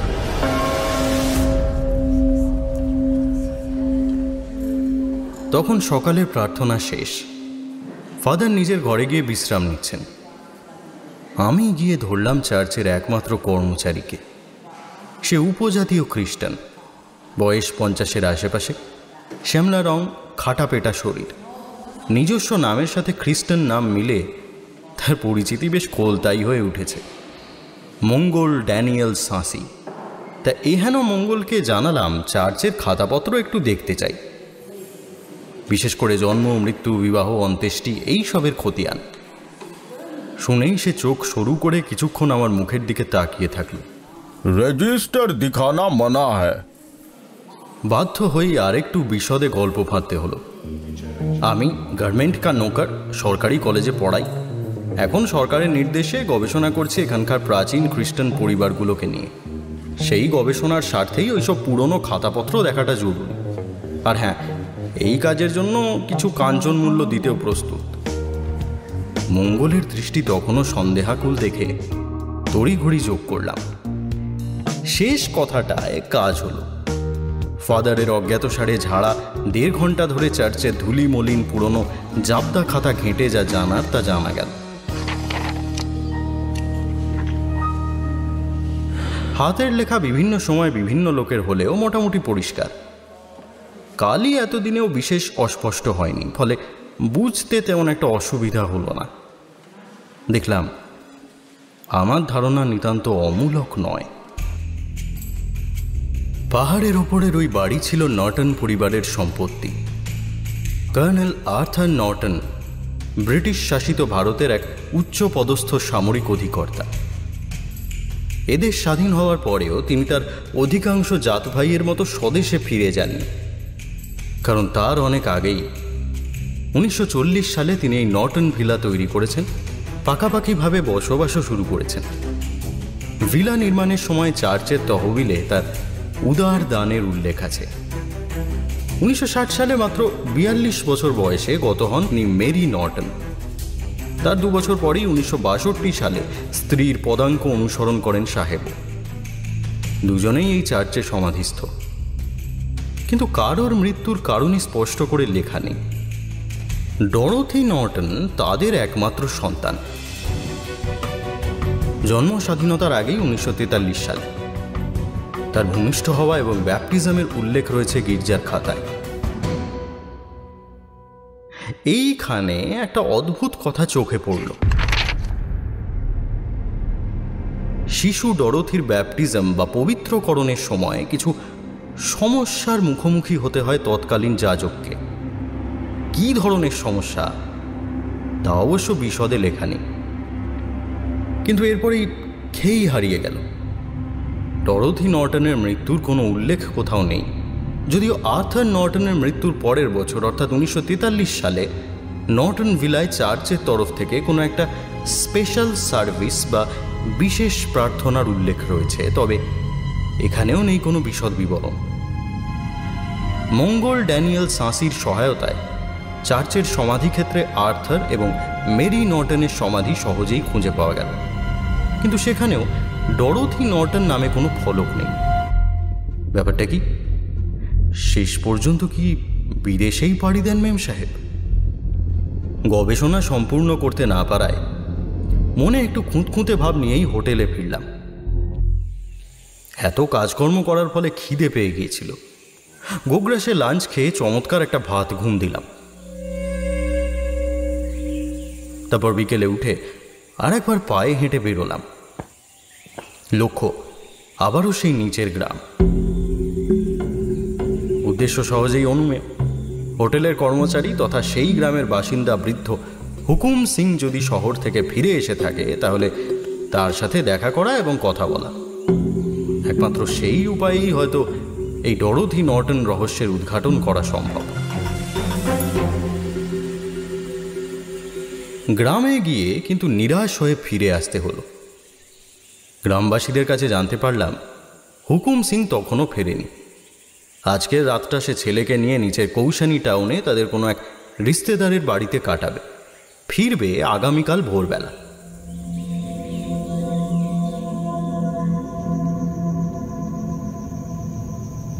সন্ধেবেলা ঘরে ফিরে এসে সকালে চার্চ অভিযানের ফলাফল নিয়ে চিন্তাভাবনা করছিলাম। ডরোথি নর্টন আর গাঁথা জানলার প্রহেলিকা নিয়ে মগজ রীতিমতো গুবলেট। ছায়া রহস্যের কথা তাই মনে পড়ল অনেকটা পরে। মনে পড়তেই উঠে গেলাম আমার জানলার সামনে। হ্যাঁ, আজকেও সে উপস্থিত যথাস্থানে। আজকে হোটেলে অতিথি নেই বললেই চলে। বাঁদিকের অধিকাংশ জানলাই অন্ধকার। যথারীতি ডান দিকের একেবারে শেষ প্রান্তে আমি, আর আমার বাঁ পাশের জানলাতেই সে মূর্তির মতো নিশ্চল। আজ এই অদ্ভুত কাণ্ডের শেষ দেখে ছাড়ব। কিরকম একটা রোগ চেপে গেল। আমিও গ্যাঁট হয়ে দাঁড়ালাম আমার জানলায়। অন্ধকার লনে তার ছায়া আর আমার ছায়া পাশাপাশি দাঁড়িয়ে রইল। আজ দেখব কতক্ষণ ওখানে থাকে সে। এভাবে কতটা সময় কেটে গেছে খেয়াল নেই। হঠাৎ একটা আওয়াজে চমকে উঠলাম। সুরজ, ডিনারের আহ্বান। কেন জানি না খেতে যাওয়ার ইচ্ছাই হলো না। খিদে আর রুচি দুই যেন উবে গেছে অকস্মাৎ। তবিয়ত খারাপ, খাবো না আজকে। বন্ধ দরজার ওপারে একটু দ্বিধা করল সে। তারপর ধীরে ধীরে সিঁড়ি বেয়ে ডাইনিং হলের দিকে ফিরে গেল তার পায়ের আওয়াজ। আচ্ছা, আমার কণ্ঠস্বর কি শুনতে পেল ওই রহস্যময়ী? আপাত দৃষ্টিতে তার কোনো লক্ষণ দেখতে পেলাম না, কিন্তু কেন জানি না মনে হলো শুনেছে। হঠাৎ একটু ছেলে মানুষই করেই শূন্যে তুলে নাড়লাম আমার ডান হাত। লনে আমার ছায়াও হাত নাড়াল। সে কিন্তু অবিচল, স্থির। তবুও দেখেছে। কি করে বুঝলাম বলতে পারবো না, কিন্তু দেখেছে। আরো শোনার জন্য উৎকর্ণ হয়ে আছে, আরো দেখার জন্য তাকিয়ে আছে নির্নিমেষ। আবারও একটা আশ্চর্য ভালো লাগার অনুভূতিতে মনটা ভরে উঠল। আমি জানি আর কারোর জন্য নয়, আমার জন্যই প্রতীক্ষা করে আছে ওই মেয়ে, আমার সাহায্যের জন্য, আমার সাহচর্যের জন্য। ওইভাবে দাঁড়িয়ে থাকতে থাকতে কখন যে ঘুম পেয়ে গেছে আর কখন যে বিছানায় এসে শুয়ে পড়েছি তা আমি নিজেই জানি না।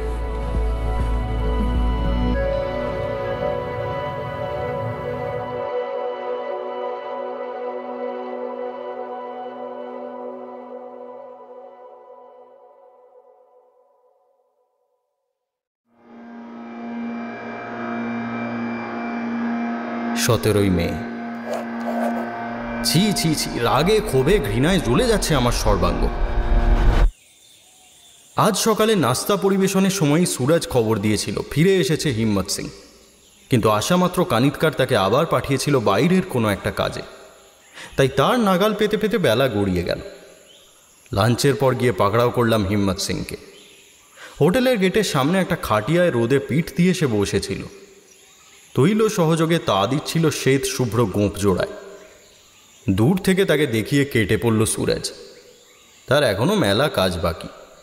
একবার বুড়োর খপ্পরে পড়লে বকবক করে নাকি কানের পোকা নড়িয়ে দেবে। হোটেলের সম্ভ্রান্ত অতিথি এসেছেন তার সন্ধানে শুনে প্রথমে একটু সন্ত্রস্ত হয়ে উঠেছিল বৃদ্ধ। বলিয়ে বাবুজি, ক্যা চাইয়ে? আরে না না, তেমন কিছুই চাই না। বলতে বলতে তাকে আশ্বস্ত করে বসে পড়লাম খাটিয়ার এক পাশে। তারপর বললাম সেই একই গল্প। একটা গবেষণার কাজেই এখানে এসেছি আমি, জানতে চাই এই অঞ্চলের অতীত ইতিবৃত্ত। এখন সে ব্যাপারে আর কেই বা সাহায্য করতে পারে হিম্মত সিং এর মতো বুজুর্গ আদমি ছাড়া।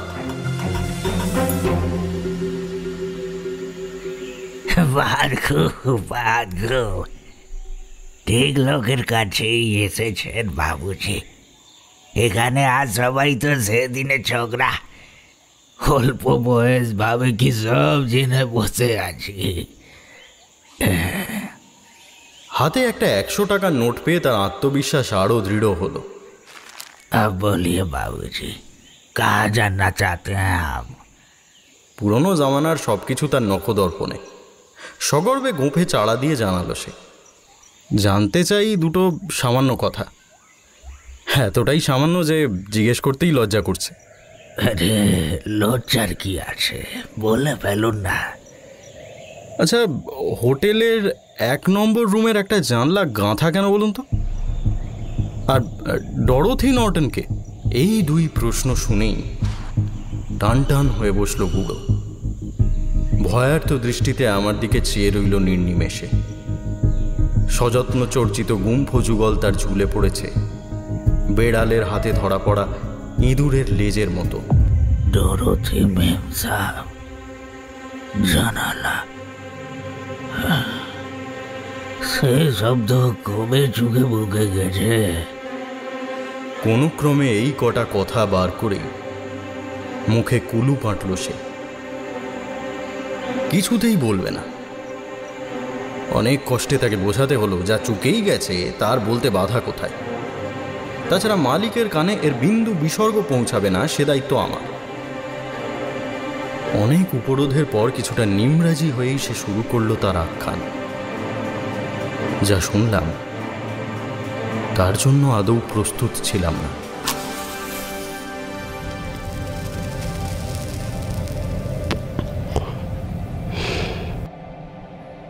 নটন সাহেবের বাড়ির খবর আমার থেকে ভালো কে বলতে পারবে?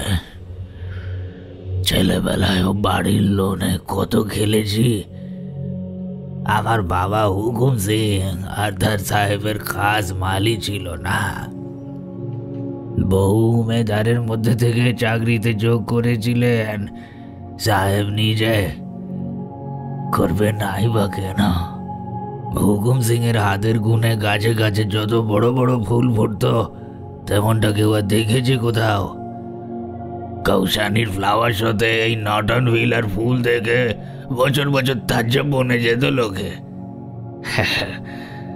খুশি হয়ে কতবার হুকুম সিং এর মাইনে বাড়িয়ে দিয়েছে আর্থার সাহেব। এই হচ্ছে হুকুম সিং। সে তো বটেই, হুকুম সিংয়ের জবাব নেই। তবে এই আর্থার সাহেব মানুষ হিসেবে কেমন ছিলেন? বহুত अच्छे इंसान, অমন দিল দরিয়া লোক মিলবে না আর কোথাও। নগদের মাইনে দিতে কোনোদিন কঞ্জুসি করেনি, আর উৎসব অনুষ্ঠানে বকশিস ছিল বাধা।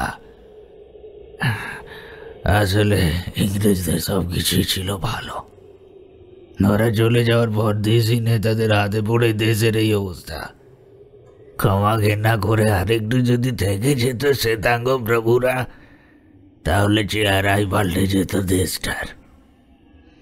पर अफसोस, आज़ादी आनार समय हुकुम सिंह বা হিম্মত সিংয়ের মতো সিধা সাদা গাঁওয়ালোদের মতামত কেউ নেয়নি। নিলে তো ডরোথি কি এই আর্থার নর্টনেরই মেয়ে? হ্যাঁ, খাতায় কলমে আর্থার সাহেবের মেয়ে বটে, पर वो मेरा असली बाप साक्षात शैतान। সে কি তার মানে? মানে তো জন্মের পরই বোঝা গিয়েছিল বাবুজি। চার্চে যখন নিয়ে যাওয়া হয় সদ্যজাত ডরোথিকে, পবিত্র জলের ছোঁয়া লাগতেই দাঁত মুখ খিঁচিয়ে পাদ্রিকে গালি দেয়নি ওই মেয়ে? তাতে ঘাবড়ে গিয়ে সব কিছু গুলিয়ে ফেলেনি বয়স্ক পাদ্রি? এই ঘটনা তো সবার জানা। কি করে জানলে এটা সত্যি? বাপ দাদার মুখে গল্পই তো শুনেছিলে কেবল, তাই না? না না, মিথ্যে না, মিথ্যে আর কোনো জায়গা নেই। শোনা গল্প, কিন্তু এর মধ্যে কোনো খাদ নেই বাবুজি। বাবুজি জানেন না, ও মেয়ে সত্যি সত্যি ডাইন ছিল। যত বয়স বাড়তে লাগলো তত খৌফনাক হয়ে উঠলো। আমি তখন ছোট, বাপের মুখে শুনেছিলাম কিভাবে নৌকার চাকর সব ভয়ে থাকতো ওই ছোট্ট মেয়ের ভয়ে। তা যে কোনো আদেশ মানতে হবে সকলকে, না মানলে দুঃসাহসের পরিণামে ঘটবে অশুভ কিছু। অশুভ কিছু? না, ঠিক তাই। কতবার হয়েছে এমন, যে প্রতিবাদ করেছে তার হয়ে জ্বর এসেছে, কিংবা পড়ে গিয়ে হাত পা ভেঙেছে, কিংবা সে হয়তো সবে খেতে বসেছে, তার রাজমা চাওয়ালের মধ্যে হঠাৎ করে এসে পড়লো জ্যান্ত টিকটিকি। বাবুজি হাসছেন। আপনি জানেন না এইসব অঞ্চলে এক সময় কত ডাইনি মেয়ে ছিল, এখনো খুঁজলে পাওয়া যায়। দে তো বছর 10 আগে পাশের গাঁয়ে একটা মেয়েকে ধরলো ডাইনিতে। কিছু না, খালি তাকিয়ে থাকে চোখ বড় বড় করে, অজ্ঞান হয়ে পড়ে যায় ঠাস ঠাস। আর সেই সময় থেকে গাঁয়ের প্রধানকে ধরলো পেটের রোগে, কিছুতে ছাড়তে চায় না। ফের গুণিন দেখে মেয়েটা সারা শরীরে আগুনের ছেঁকা দিয়ে। Dorothy Norton? ডরোথি নর্টন, তার কথাই তো হচ্ছে। ওর নিজের বাপ মা তো মরল ওরই চাপ লেগে। তাই নাকি? কি করে? डोरोथी তখন 16 সাল কি জওয়ান লড়কি। বাবুজি এখন যে ঘরটায় আছে ওই ঘরটা ছিল তারই। ওই ঘরের একটা জানলা ছিল তার বিশেষ প্রিয়। সেই জানলায় দাঁড়িয়ে থাকতো সে ঘন্টার পর ঘন্টা। আর জওয়ান লড়কা লোক কোনো কাজে পাহাড়ে উঠে তাকে দেখলে আটকা পড়ে যেত তার রূপের মোহে। বাড়ি ঘর ছেড়ে নাওয়া খাওয়া ভুলে তারা ঘুরঘুর করতো এখানে। তিলে তিলে ওদের জীবন শক্তি শুষে নিয়ে ছিপড়ে করে ছেড়ে দিত এটাই নি। কি বললেন বাবুজি? জওয়ান ছেলেরা সুন্দরী মেয়ে দেখলে প্রেমে পড়বে? আমাদের গাড়োয়ালি জওয়ানরা মোটে ওরকম না, সব ওই মেয়ের কালা জাদু। আর কে না জানে রূপের জোরেই প্রথমে পুরুষদের বশ করে নেয় ডাইনিরা। নেই তো কিছু দূরে চখারিতে 20 সাল আগে হীরামতি বলে এক অপরূপ সুন্দরী মেয়ে ছিল। সে তার গায়ের সব পুরুষ মানুষকে ভুলিয়ে শেষে একদিন গ্রামবাসীরা দল বেঁধে এসে নালিশ জানালো ডরথির বাবা মাকে। আথার সাহেব এসে উড়িয়ে দিলেন, কিন্তু মেয়েকে শাসন করতে গেলেন মেরি নটন। পরদিন সকালে তিনি আর ঘুম থেকে উঠলেন না। বিলকুল স্বাভাবিক মানুষ, দেহে বি কোনো আঘাতের চিহ্ন নেই, শুধু গাঢ় নীল হয়ে গেছিল মুখটা। ডাক্তার এসে আর কোনো কারণ না পেয়ে বলে দিল কি স্ট্রোক।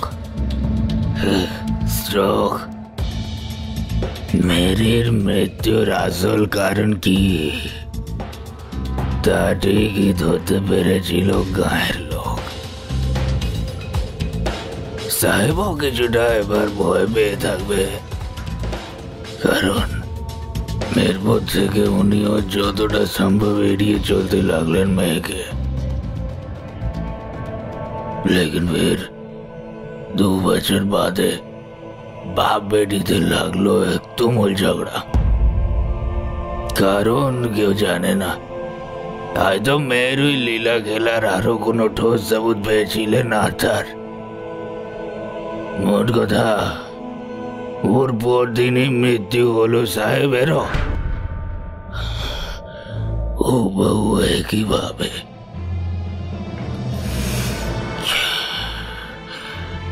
বাপ মা চলে যাওয়ার পর যেন আরো লাগাম ছাড়া হয়ে উঠল ডরথি। দিন রাত দাঁড়িয়ে থাকতো জানলায়, চুম্বকের মতো টেনে আনতো সব নিরীহ ছেলেদের। সে সময় কত লোকের যে সর্বনাশ করেছে, নাকের চাকে সব পালিয়ে ছিল, 2 একজন টিকে ছিল, সে ওই ওর সাপের ভয়ে। শেষে একদিন গ্রামবাসীর ধৈর্যের বাঁধ ভেঙে গেল। একদিন সকালে প্রায় 30-40 জন লোক মিলে টেনে হিঁচড়ে বার করলো ডরথিকে। একসাথে অত লোকের মোকাবিলা করবে কি করে ডাইনি? গাছের সাথে বেঁধে চললো মার, পাথর বাঁশ লকড়ি যে যেটা পেলো ওইটা দিয়ে মারলো। তার ওই কান্না সহ্য করতে পারিনি আমি, কানে হাত চাপা দিয়ে পালিয়ে এসেছিলাম।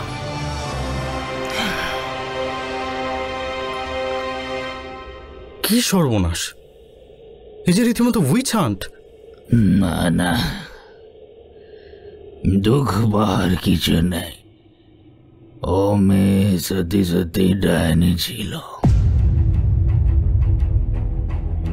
ও তো মার খেয়েও সে বেঁচে ছিল যারা 2 ঘন্টা পরে হুকুম সিং আর অন্য বড়দের আলোচনা শুনে জানতে পেরেছিলাম যখন আর ওর কোনো সার নেই, তখন পায়ে পাথর বেঁধে বডিটা ফেলে দেওয়া হয়েছে নদীর জলে। তারপর কেউ কিছু বললো না? কি করছিল এখানকার পুলিশ? পুলিশ চৌকি তখন ছিল 7 মাইল দূরে। তারা খবর পাবে কি করে? स्वयं मुखिया যেখানে গায়ের লোকের পক্ষে। ডরথির ব্যাপার সেবার জানতেন চার্চের পাদ্রীরাও, তাদেরও সম্মতি ছিল। ওই জন্য ডরথি কি হলো বাইরের কেউ জানতে পারেনি। আর্থার সাহেবের এক তুতো ভাই বিলে থেকে এসে নিখোঁজ ডরথির খোঁজ খবরের চেষ্টা করেছিলেন কিছুদিন। সুবিধা করতে না পেরে শেষমেশ ফিরে যান। উনি ছাড়া নটনদের রিশতেদার আর কেউ ছিল না। শায়দ ওরই কোনো এক বংশধরে থেকে বাড়িটা কিনেছেন, এখন বর্তমান হোটেল মালিক। গল্প শেষ? তাহলে ডরোথির ওই জানলা পরে ওটা গেঁথে দেওয়া হলো কেন? কাহানি খতম হয়নি এখনো। মৃত্যু কিছুদিন পর থেকে আবার ওই জানলা এসে দাঁড়াতে শুরু করে। ডরোথি নর্টন দিনের আলাদা আলাদা সময় থেকে দেখতে পাইল। बहुत जल्द गुजब ছড়িয়ে পড়ল। গাঁয়ের লোক পাহাড়ের ওপর ওঠা বন্ধ করে দিল ভয়। আমরাও যেতাম না। খবর গেল পাদ্রীদের কানেও। গাঁও वालो সব বৈঠকে বসলো। নৈনিতাল থেকে এলেন বড় পাদ্রী। সবাই মিলে যাওয়া হলো নর্টন ভিলায়। ওই দলে ছিলাম আমি। রাজমিস্ত্রি দিয়ে ও জানলা, ও সাবেত জানলা পাকাপাকি ভাবে গেঁথে দেওয়া হলো। পাদ্রীরা ওর ওপর মন্ত্র লিখে দিলেন। প্রার্থনা করা হলো অনেকক্ষণ। শেষে কি একটা পবিত্র জিনিস পুঁতে দেওয়া হলো জানলার নিচে মেঝেতে। ও কি জিনিস আমি জানি না, তবে ওর পর থেকে আর দেখা যায়নি ডরোথি মেম সাহেবের হাতটা। এখন ধীরে ধীরে ওর কথা ভুলে গেছে গায়ের লোক। এখানেই গল্প শেষ। অসহ্য রাগে কান ঝাঁঝা করছিল আমার। না হয় একটু দেখনদারি ছিল মেয়েটার, সেটা তো আদৌ কোনো দোষের নয়। কিছু কুসংস্কারাচ্ছন্ন অজ্ঞ গেঁয়ো লোক আর কয়েকজন ধূর্ত যাজক মিলে কি নৃশংসভাবে খুন করলো মেয়েটাকে। সেখানেই শেষ নয়, ডাইনি অপবাদ সন্দেহাতীতভাবে প্রমাণ করতে রটিয়ে দিল প্রেতের গুজব। একটু রূঢ়ভাবেই হিম্মত সিংকে ছেড়ে চলে এলাম। তখনই ঠিক করে নিয়েছি এরপরে ঠিক কী করণীয়। এই রহস্যের পুরোটাই উদ্ঘাটন করে ছাড়ব না। প্রথমেই দেখতে হবে বন্ধ জানলার নিচে মেঝেতে গাঁথা ওই পবিত্র বস্তুটি ঠিক কি।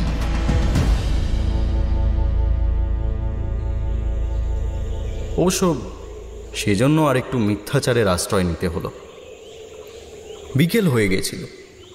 হোটেলের বাইরে থেকে এলেবেলে একখণ্ড পাথর কুড়িয়ে আনলাম। সুরাজ আর কানিতকারকে সেই পাথর দেখিয়ে সাড়ম্বরে জানালাম এটা লাইমস্টোন। চমৎকার একটা মূর্তি তৈরি হতে পারে এর থেকে। অবসর সময় পাথর খোদাই করা আমার নেশা কিনা। আগেই জানতাম পাথর সম্পর্কে তাদের কোনো জ্ঞান নেই। আমার কথায় তাই দুজনেই চমৎকৃত হলো। বাহ স্যার বাহ, ইয়ে তো বড়িয়া হোগা। এবার সুযোগ বুঝে ঝুলি থেকে বেড়াল বার করলাম। মূর্তি যে বড়িয়া হবে তাতে সন্দেহের অবকাশ নেই, তবে দুটো সমস্যা আছে। হাতুড়ি বা বাটালি নিয়ে আমি আসিনি। তাছাড়া আওয়াজে যদি বিরক্ত হন অন্য অতিথিরা। দুজনে সমস্যারে জানালো হাতুড়ি বাটালি এক্ষুনি জোগাড় হয়ে যাবে।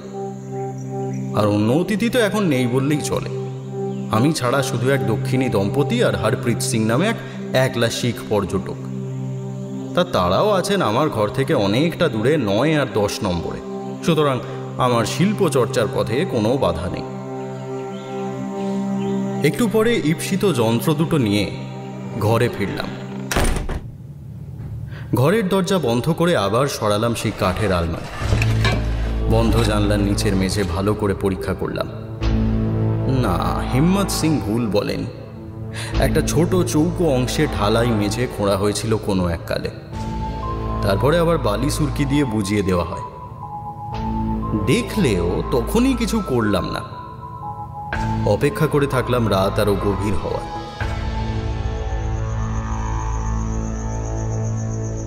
ডিনার সেরে এলাম সোনামুখ করে। তারপর কাজে লাগলাম ধীরে সুস্থে। দেখলাম ওই চৌকো অংশের গাঁথুনি বিশেষ মজবুত নয়। আসল মেঝে ঢালাই করে তৈরি হয়েছিল। এইটুকু জায়গা খোঁড়ার পরে ভরাট করতে গিয়ে আবার তা করা সম্ভব হয়নি। কোনো মতে ফাঁক বুঝিয়ে দেওয়া হয়েছিল।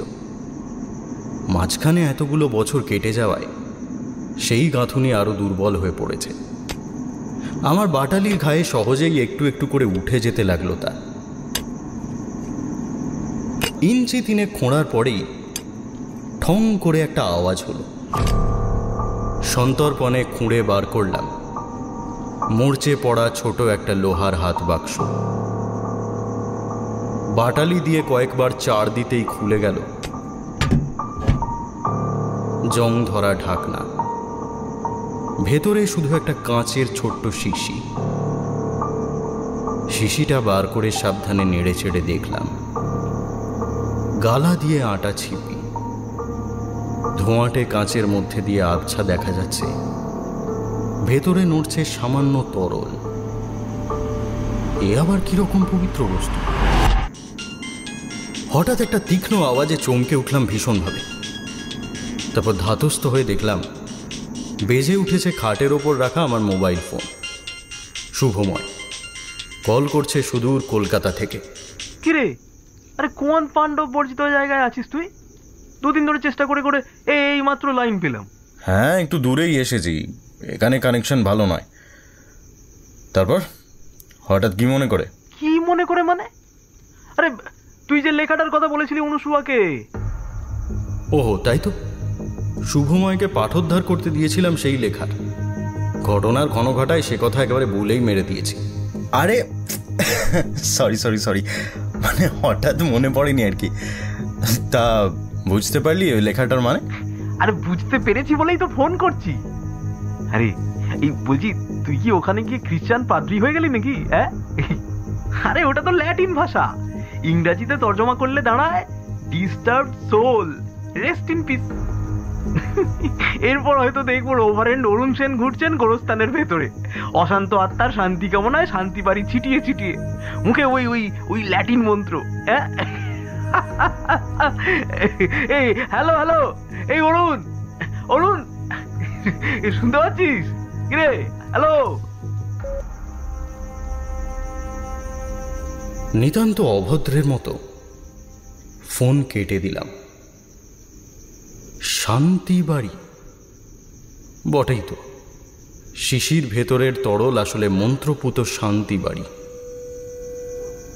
হ্যাঁ, এবার সব পরিষ্কার। ডরোথি নর্টন ডাইনি, এ ধারণা হয়তো গ্রামের লোকের মাথায় ঢোকায় চার্চের পাদ্রীরাই। উদ্দেশ্য সহজ, এই বাড়িটাকে কবজা করা। জনতাকে উস্কে দিয়ে নির্দয়ভাবে হত্যা করে বাপ মা মরা মেয়েটাকে। সেখানেই শেষ নয়, এই বাড়ি থেকে সবাইকে দূরে রাখতে রটানো হয় ডরোথির প্রেতের গুজব। সেই প্রেতকে আটকে রাখতে ঘটা করে প্রার্থনার আয়োজন করা হয়। এই জানলা গেঁথে দেওয়া হয়, শান্তি জলের শিশি পুঁতে দেওয়া হয় জানলার নিচের মেঝেতে। মানুষ কত দূর শয়তান হতে পারে। রোষ কষায়িত লোচনে পর্যায়ক্রমে চাইতে লাগলাম দেওয়ালের ওই লেখা আর হাতের এই শিশির দিকে। অবশেষে অন্ধ আক্রোশে সজোরে দেওয়ালে ছুঁড়ে মারলাম শিশিটা। মিহি রিন রিন শব্দে ভেঙে ছড়িয়ে পড়ল পাতলা কাঁচ। দেওয়ালের গা বেয়ে গড়িয়ে পড়ল কয়েক ফোঁটা কালচে তরল। কই, কি হল? দপ করে নিভে গেল ঘরের আলো। ঘর ভরে গেল পুঞ্জীভূত ধোঁয়ায় কিংবা বিকট আষ্টে গন্ধে। দেওয়ালের ভেতর থেকে মুক্তি পেয়ে বিভৎস মুখ বেদান করে ধেয়ে এলো কোনো ভয়ঙ্করী পিশাচিনী? কিচ্ছুটি না। ঘর রয়েছে যেমনকে তেমন। কোথায় ভূত? দেখে যাক এসে সেই মূর্খ গ্রামবাসীরা, দেখে যাক সেই ধুরন্ধর যাজকের দল। ছি ছি ছি, মিথ্যে অপবাদে একটা অসহায় নিরাপরাধ ফুলের মতো সুন্দর মেয়েকে স্নায়বিক উত্তেজনায় হাঁপ ধরে গেছিল। একটু হাওয়ার আশায় গিয়ে দাঁড়ালাম ঘরের ডান দিকের খোলা জানলায়। হোটেলে আজ অতিথি যৎ সামান্য। আমার ঘরের জানলায় আলো জ্বলছে, লনেও সেই আলো এসে পড়েছে অন্যান্য দিনের মতো। তবে অন্যান্য দিনের থেকে আজ একটা তফাৎ আছে। একটা জিনিস এখন অন্যরকম। লনে আজকে আমার ঠিক বাঁ দিকের সেই অলৌকিক জানলার ছবি আর নেই। অন্ধকার, অর্থাৎ সেখানে সত্যিই এখন দেওয়াল। এখন আমার এই ঘরের ডান প্রান্তে একটি মাত্র জানলা, যেখানে এই মুহূর্তে আমি দাঁড়িয়ে আছি। সেই জানলারই আলো গিয়ে পড়েছে মাটিতে, এবং ঘরে আমার জানলায় দাঁড়িয়ে আছি আমি একা। লনে আমার জানলায় দুটো ছায়া পাশাপাশি দাঁড়িয়ে রয়েছি নিথর হয়ে। যে কোনো মুহূর্তেই হয়তো পার্শ্ববর্তিনীর কোমল পেলব করপল্লব এসে আশ্রয় নেবে আমার উদ্গ্রীব হাতে। নিশ্চিত জানি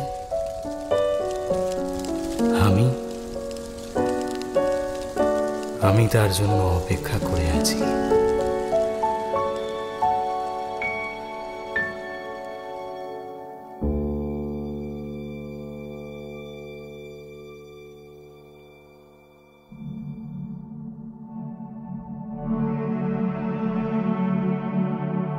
সব জানলা হয়তো না খোলাই ভালো, তাতে হাওয়া একটু কম আসে বটে, তবে অনেক সময় হাওয়ার সঙ্গে মিশে অন্য কোনো সংকেতও ভেসে আসতে পারে।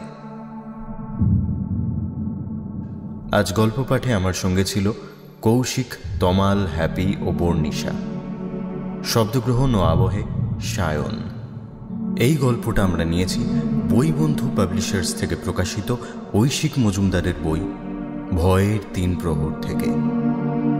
শুনছিলেন ঐশিক মজুমদারের কাহিনী বাঁদিকের জানালা।